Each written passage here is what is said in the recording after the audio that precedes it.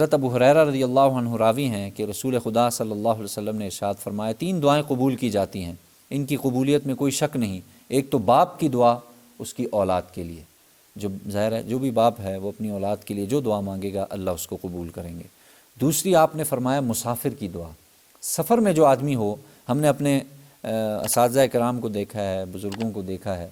کہ جب کوئی سفر میں نکلتا تو اسے خاص طور پہ اس سے کہا جاتا تھا، اس سے یہ درخواست کی جاتی تھی کہ بھئی آپ سفر پہ جا رہے ہیں تو آپ ہمارے لیے دعا ضرور کیجیے گا۔ اور بعض ایسے بھی دیکھے ہیں کہ دوران سفر ہی